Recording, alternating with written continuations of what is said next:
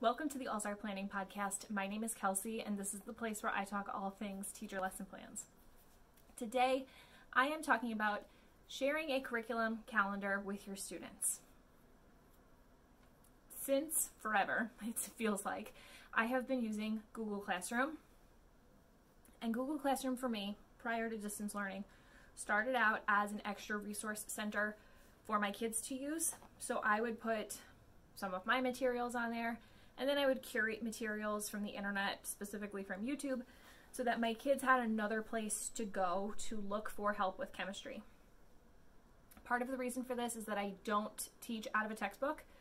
I kind of hate textbooks.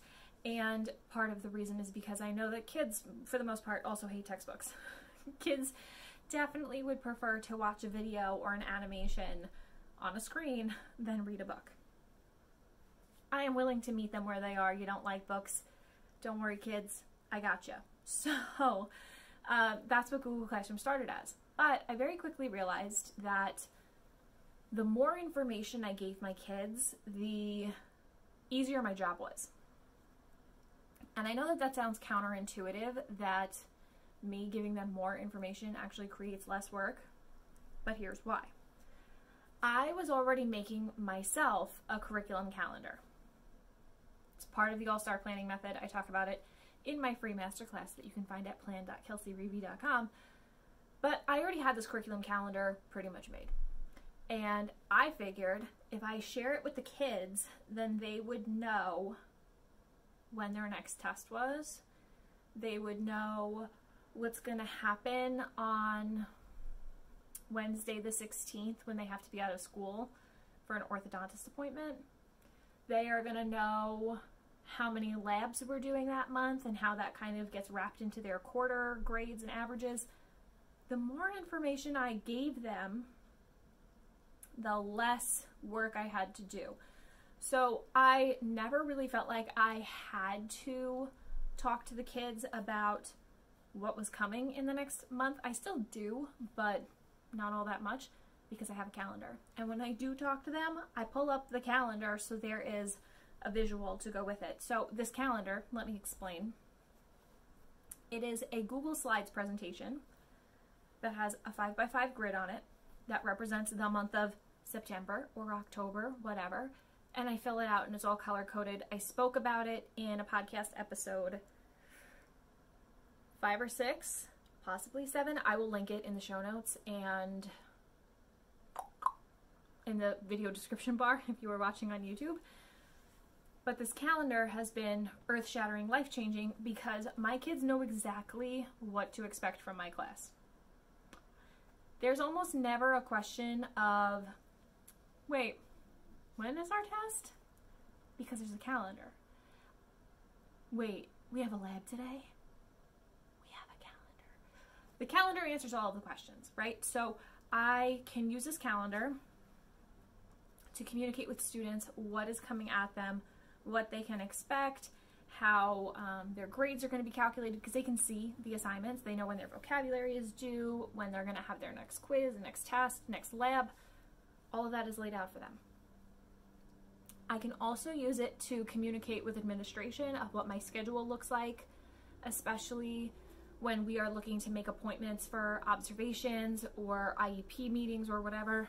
I can send a calendar and say, this day is not a good day for me. It's a green day, which means it's a lab day. Can we pick a white day that's just a teaching lesson? Ooh, preferably can we pick a purple day because that's a review day? Whatever. You can color code your calendar however you like, but I use it to communicate with everybody. I use it for guidance. I use it with parents. I love using it with parents because so far in my teaching career, I have never had a student's parent, as far as I know chemistry. So the coding system and the calendar together work so that I can very easily communicate with parents. They can check out the calendar through Google Classroom and learn when their kid is having their next test or when their homework assignments are or any of these things. And I love that because I don't have to communicate in chemistry lingo. I can just say, hey, here's a look at the calendar. All of the blue days are tests. And then parents know, oh, I shouldn't let them go out with their friends Wednesday night because they'll have a chemistry test on Thursday first thing in the morning.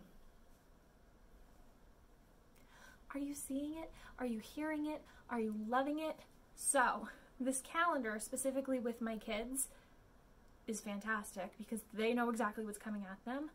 They know all of their tests, their assignments, and then my lab days are green days, so they can look at, let's say it's the end of October, beginning of November, whenever the quarter changes. I think it's the beginning of November. And they can say, okay, that was first quarter and there are 10 labs in first quarter. Let's say labs represent 20% of their overall grade. They know that each lab counts as 2 points. If there were only 3 labs in a quarter, I can't do that math very well, but it's 7-ish points. No, not 7. Almost 7. It's like 6-ish points apiece. So they can kind of calculate how important assignments are when they can see them all laid out, which I love. I'm here for a visual. I'm here for color coding. Another reason I love this calendar is because it helps me when kids are absent. So because my Google Classroom is really just like a giant resource center, I can have a kid look back at the calendar on Tuesday the 14th and be able to say, okay, Miss Reevy taught lesson 4.8. I should go look at everything that has a 4.8 on it. I should make sure to get all the copies that go with lesson 4.8. And it's all there. They also will go to like the absent student center in my classroom, pick up the copies that they need, specifically the things for 4.8, put them in their notebooks, look back at Google Classroom, fill out the notebooks, watch the video, everything's there. I love it. So you're asking, Kelsey, how does this calendar look? The calendar that I share with my students is the exact same calendar that I use myself. So I will have all 10 months of the school year in my Google Slides calendar, but I am only working with 2, at most 3 months at a time, because I don't want to get too ahead of myself. I like to get ahead, but not too far ahead, because I know that things change. So what I will do is share this calendar with them, but I create a big box that they can't, they're looking at the calendar in view only mode, so they can't adjust things at all. They just get to see my product. So I put a big box on top of things that I'm not ready for them to see yet. And that's it. That's really it. When I get a date from the English teacher about the AP presentations that happen in like January, I think, I add them to the calendar. And then this way, when I'm planning, I can see the calendar and I know what's coming up. But also, the kids kind of sort of have an idea of what's coming up, but they're only looking at 1 to 2 weeks at a time. I really don't like the idea of giving kids information super, super early. So in addition to the calendar, I give the kids a printout, which looks nothing like a calendar. And it's actually really simple. So if I were teaching Unit 7, this printout would just be for Unit 7. I just give them 1 unit at a time because, again, I don't like to get too far ahead of myself, but I think kids work best with a little bit of foresight. So tippy top, it says Unit 7, Matter and Energy.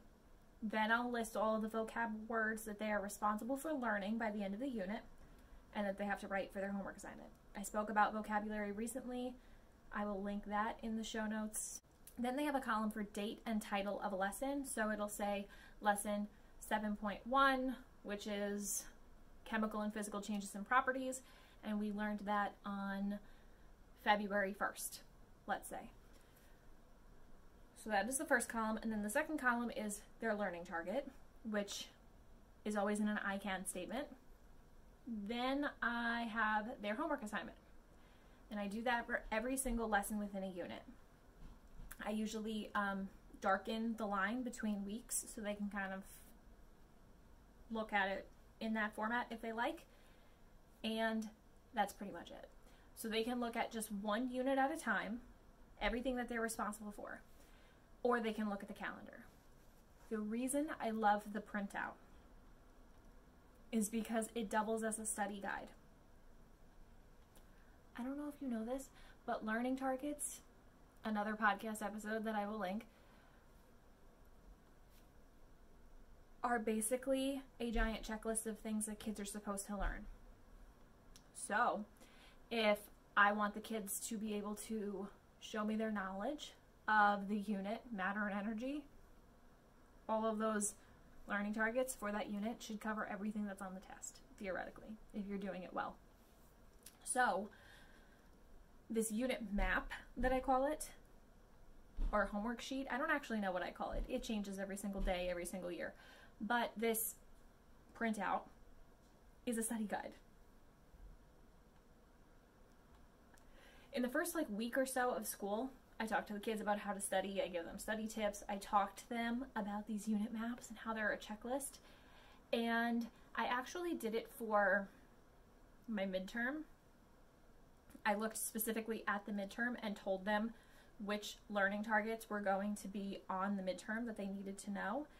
And the kids did really well. The kids loved the list. They liked the organization of it. They liked that the learning target I gave them was specifically tagged to a lesson that they could go back and look at on Google Classroom and in their notes. So the learning targets on these maps in a giant list just act as a big checklist. So when the kids are studying, they can say, do I know the difference between chemical and physical properties? Check. Yes, I can. I can do that. Do I know the differences between chemical and physical changes? That one I'm not so good at. I should go back to lesson 7.1 and review. So because I have these unit maps, printout things that I give to the kids, there are a few things that I don't need to do anymore. The first is think about when my test is, because it's already been determined. It's already marked on my calendar. It's done. I do not have to answer the question, Miss Reevy, when is our next test? I don't have to think, just it just falls out of my mouth and I say, look at the calendar, look at the map, look at the printout. I also post the printout on the wall in my classroom, so it's very easy for kids to know, what are we doing today? Print it for them, for their reference, so they know. What did I miss? I don't answer that question anymore. Go look at the map, go look at the calendar. I don't write homework on the board. You know why? Because it's on the map, it's on the calendar, it's there. They should know. And then finally, my absolute favorite part is that I don't have to create a study guide for the kids. I do make practice and review stuff for them still. Usually my review stuff is a test from last year. I just print new copies of it and then that becomes their review assignment, but specifically a study guide, you need to know X, Y, and Z in order to do well on the test. I don't do that because that's what that printout is. It's a list of everything they need to know to be successful on the test. So my life got easier just by doing these tiny little maps and giving the kids more information. And honestly, I have had so many kids say to me, oh, I wish all my teachers did this. I've had administration say to me, this is awesome. I wish we had more teachers doing this. It's hard to do.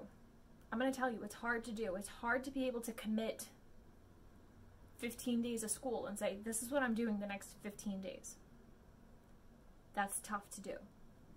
It takes practice, and what it really takes is a very strong, firm, foundational, reliable curriculum, and I have that because of the All-Star Planning Method. So really what happens,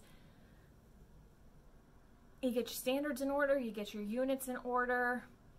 When you create a calendar for yourself, you just kind of modify it a teeny tiny bit to give to the kids. Boom, life is easy. So if you are interested in learning more about the All-Star Planning Method and how I plan my curriculum, you can take my free masterclass. It is called the All-Star Planning Introductory Masterclass, and you can find that at plan.kelseyreevy.com. It's how I show you how the 5 pieces of the All-Star Planning Method come together to help you build a strong foundational curriculum.